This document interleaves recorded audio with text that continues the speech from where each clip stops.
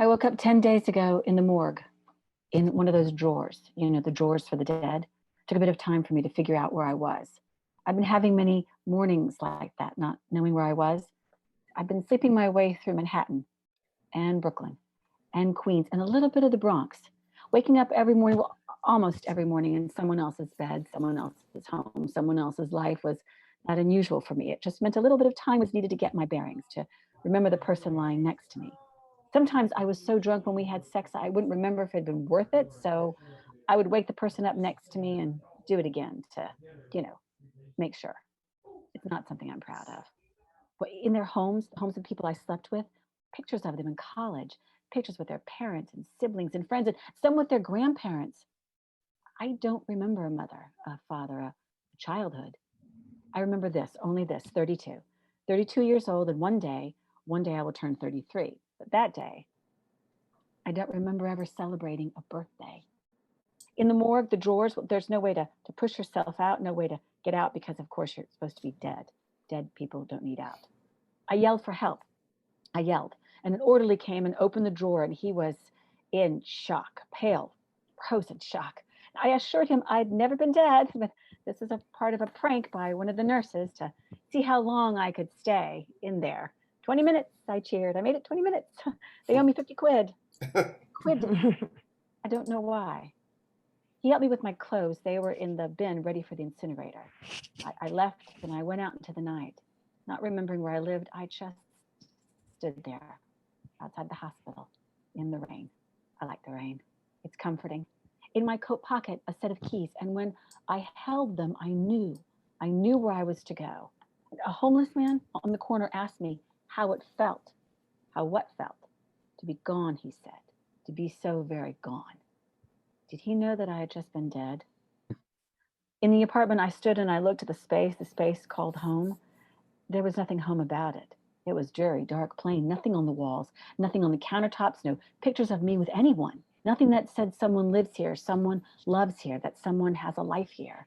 Then the word key came into my head, again, keys, and an image of a key, a very old key. And I knew where to find that key, the large chest of drawers, there with my winter odds and ends, the hats, the gloves, the set of keys, the kind you see in horror movies, large, round ring holding, the long, dangling metal contraptions. What did they unlock? I sat down on the ugly, uncomfortable couch. I sat. A mourning dove landed on the fire escape and tapped on the window. She looked at me and then to the bed. I did nothing. She looked again to me and then made a poignant gesture, a head pump to the bed.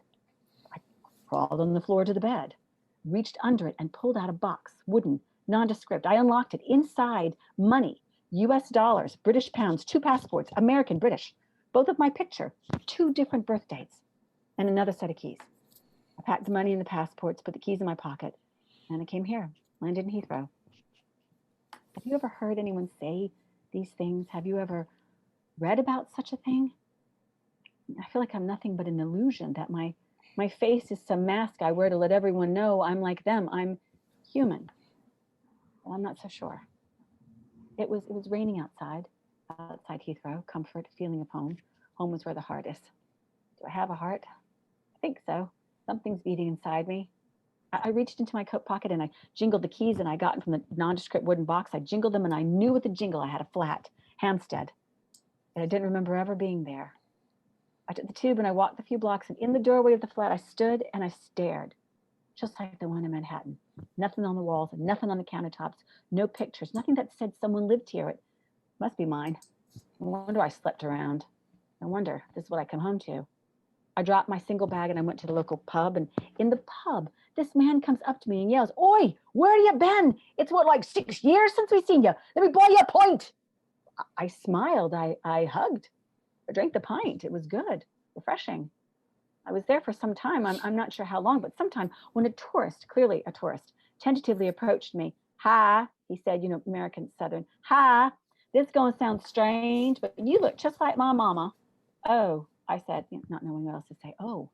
To prove his point, he took out his phone and he scrolled through the pictures until he came to one of his mom. It was a Polaroid. He had taken a picture of a picture. She looked exactly like me, exactly. He showed me a video of her. It was one of those the Super 8s. Again, he put it on his phone and a remembrance on his phone, the phone thing he keeps closest to him. She was walking and talking and laughing, and I was sure it was me. He said, she died in childbirth, and that was 32 years ago. She was from this part of London. I'm 32 today. Happy birthday, I managed. Thank you, he mumbled. Would you like to join me for a drink? Yeah. I could have said yes. I could have probably spent the night with him, my possible son. But I said no, and I left, and I went back to the sad flat, and I sat there for 8 days, searching the web for something about my condition, something to bring light to my predicament. Predicament. Sounds like I'm stuck on a crossword query. It's there I found you. Your ad, it spoke to me. Am I dying again and again at the same age? And then coming back, the phoenix out of the ashes? Maybe I'm only this age and nothing more. Maybe I'm insane and none of it happened. But I'm positive, close to positive it all did.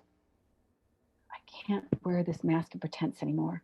I can't be the happy, the fun, the sexy. Do we all wear the mask of make-believe? Do we?